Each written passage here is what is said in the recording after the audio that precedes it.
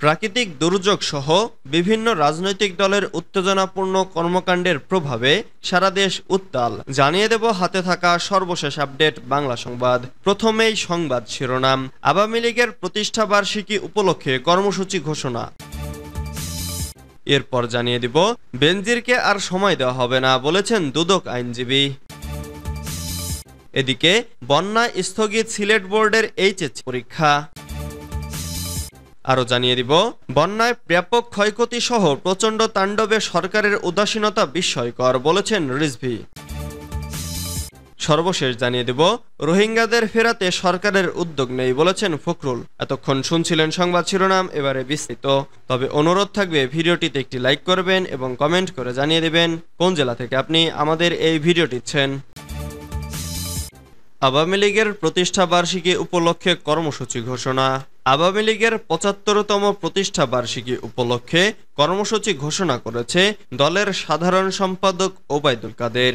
বৃহস্পতিবার ২০ জুন রাজধানীর বঙ্গবন্ধু এভিনিউয়ে দলের যৌথ সভায় এ কর্মসূচি ঘোষণা করেন তিনি।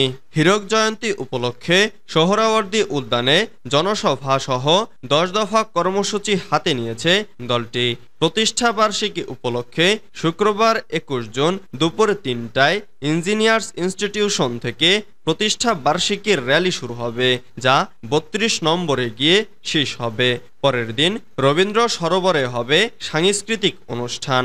এছাড়াও রোববার ২৩ জুন সকাল ৭টায় ধানমন্ডির ৩২ নম্বর সড়কে জাতির পিতার প্রতিকৃতিতে শ্রদ্ধা জানাবেন দলীয় সভাপতি শেখ হাসিনা।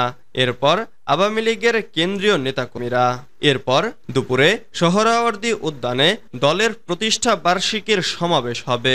দিনটি উপলক্ষে সারা দেশে গাছ লাগানোর জন্য সবুজ ধরিত্রী অভিযান পরিচালনা করা হবে। সোমবার ২৪ জুন সন্ধ্যায় মতিঝিলে সাংস্কৃতিক অনুষ্ঠান আয়োজন করা হবে। এরপর ২৮ জুন হবে সাইকেল র্যালি। বেনজিরকে আর সময় দেওয়া হবে না বলেছেন দুদক আইনজীবী। দুর্নীতি দমন কমিশনের জিজ্ঞাসাবাদের জন্য আগামী রবিবার পুলিশের সাবেক মহাপরিদর্শক বেনজির আহমেদ হাজির না হলে তাকে আর সময় দেওয়া হবে না বলে জানিয়েছেন সংস্থাটির আইনজীবী খুরশিদ আলম। আজ বৃহস্পতিবার সুপ্রিম কোর্ট প্রাঙ্গণে সাংবাদিকদের একথা জানান তিনি। খুরশিদ আলম বলেন, দুদক আইন ও বিধিতে তৃতীয়বার সময় বৃদ্ধির এখতিয়ার নেই। জ্ঞাত আয় বহির্ভূত সম্পদ অর্জনের অভিযোগের বিষয়ে সাবেক আইজিপি বেনজির আহমেদ ও তার পরিবারের সদস্যদের বিরুদ্ধে অনুসন্ধান জোরে সোরে চলছে। তার বিরুদ্ধে আরও অপরাধলব্ধ সম্পদের প্রমাণ মিলেছে।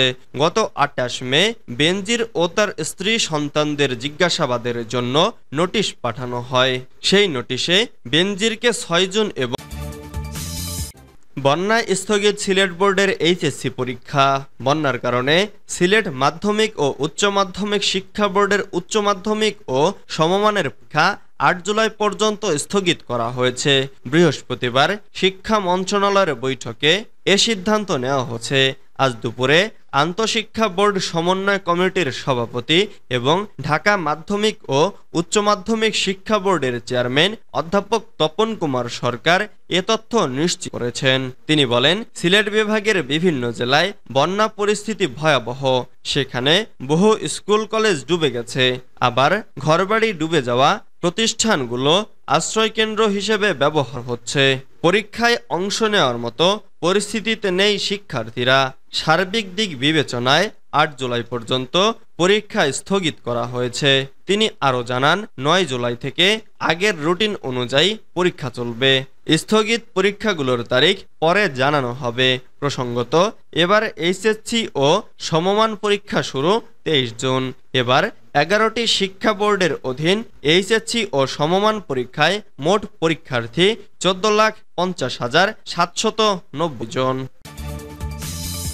বন্যায় ব্যাপক ক্ষয়ক্ষতি সহ প্রচণ্ড তাণ্ডবে সরকারের উদাসীনতা বিস্ময়কর বলেছেন রিজভী। বিএনপির সিনিয়র যুগ্ম মহাসচিব অ্যাডভোকেট রুহুল কবির রিজভী বলেছেন, বৃহত্তর সিলেট অঞ্চলে যেন বন্যা ও ধ্বংস সমার্থক হয়ে উঠেছে। পাহাড়ি ঢল ও মেঘভাঙা বৃষ্টিপাতে সিলেট, সুনামগঞ্জ ও মৌলভীবাজার অঞ্চলে বন্যা ধ্বংসের তাণ্ডব চালাচ্ছে। বহু মানুষ বসতবাড়ি, ক্ষেত খামার প্রচণ্ড ক্ষতির সম্মুখীন হয়েছে। তলিয়ে গেছে হাসপাতাল, শিক্ষা প্রতিষ্ঠান, অফিস কাচারি। ভেসে গেছে পুকুরের মাছ ও ক্ষেতের ফসল। সিলেটের জলধারা বর্ষণে মনে হয় যেন পৃথিবী ভেসে যাচ্ছে। প্রতি বছর বন্যায় ব্যাপক ক্ষতিসহ প্রচণ্ড তাণ্ডবে সরকারের উদাসীনতা বিস্ময়কর। রাজধানীর নয়াপল্টনে বিএনপির কেন্দ্রীয় কার্যালয়ে বৃহস্পতিবার এক সংবাদ সম্মেলনে এসব কথা বলেন তিনি। রিজভী বলেন, দেশের ভেতরের বৃষ্টি ও উজানের ঢালের পানিতে দিশেহারা মানুষ কোথাও নিরাপদ আশ্রয় পাচ্ছে না। ঘরের ভেতর উঁচু মাচা করার পরেও টিকতে পারছে না। এদিকে উত্তর পূর্বাঞ্চলের রংপুর ও ময়মনসিংহ বিভাগের অবস্থাও মারাত্মক সঙ্গীন। উজানের ঢল প্রবল গতিতে নেমে আসায় সিলেট ও রংপুর বিভাগে নদীগুলো উপচে দুই পাশে প্রবল বন্যার সৃষ্টি হচ্ছে। লাখ লাখ মানুষ পানিবন্দী হয়ে পড়ছে। বৃহত্তর সিলেট, রংপুর ও ময়মনসিংহে পানিবন্দী মানুষের কাছে কোনো ত্রাণ পৌঁছায়নি। এক অসহায় বিপন্ন অবস্থায় দিন কাটাচ্ছে লাখ লাখ বন্যা উপদ্রুত মানুষ। রিজভী এই অঞ্চলে বিএনপির সবিস্তরের নেতাকর্মীদের বন্যা দুর্গতদের পাশে দাঁড়ানোর জোর আহ্বান জানান। বিএনপির এই মুখপাত্র বলেন, সরকারের ভুল নীতির খেসারত দিতে হচ্ছে আজ বন্যা উপদ্রুত মানুষদের। বিশেষজ্ঞদের অভিমত, সিলেটের হাওর উন্নয়নের নামে চলছে অপরিকল্পিত কর্মকাণ্ড। নদীতে বাঁধ দিয়ে স্বাভাবিক গতি প্রবাহকে বাধাগ্রস্ত করার কারণেই বন্যার প্রকোপ বেড়েছে। একই অঞ্চলে প্রতি বছর বন্যা হওয়ার পরও আর্লি ওয়ার্নিং সিস্টেম গড়ে তুলতে সক্ষম হয়নি সরকার। মানুষকে সীমাহীন দুর্ভোগের মধ্যে ঠেলে দেওয়া যে সরকারের কর্মসূচি, সে সরকারের দ্বারা একটি জাতির সর্বাঙ্গীন লাভ কখনোই সম্ভব নয়। আজ ডামি সরকারের লুটেরা নীতির জন্যই ভুক্তভোগী জনগণের মর্মভেদী অশ্রুপাতের কারণ। আওয়ামী লীগ সরকার দেশের সার্বভৌমত্ব দুর্বল করে নিজেদের ক্ষমতায় আঁকড়ে রাখার জন্য উন্নয়নের কর্মকৌশল নির্মাণ করেছেন। রোহিঙ্গাদের ফেরাতে সরকারের উদ্যোগ নেই বলেছেন ফখরুল। রোহিঙ্গাদের নিজ দেশ মিয়ানমারে ফেরাতে আওয়ামী লীগ সরকারের কোনো কার্যকর উদ্যোগ নেই বলে মন্তব্য করেছেন বিএনপির মহাসচিব মির্জা ফখরুল ইসলাম আলমগীর। বুধবার রাতে বিশ্ব শরণার্থী দিবসকে এক বাণীতে তিনি এ অভিযোগ করেন। বিএনপি মহাসচিব বলেন, বিশ্বব্যাপী বাংলাদেশের নাম জোরে সোরে আলোচিত হবে মূলত রোহিঙ্গা সংকটের কারণে। রোহিঙ্গা সংকটের সবচেয়ে বড় ভুক্তভোগী হচ্ছে বাংলাদেশ। বাংলাদেশ বিপুল রোহিঙ্গা শরণার্থীদেরকে আশ্রয় দিয়েছে।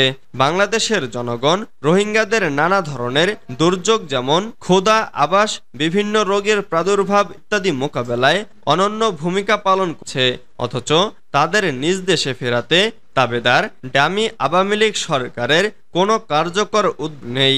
এদেরকে নাগরিক হিসেবে মর্যাদা দিয়ে নিজ দেশে প্রত্যাবাসনের জন্য মিয়ানমারকে বাধ্য করতে আন্তর্জাতিক সম্প্রদায়ের প্রতি আহ্বান জানাচ্ছি।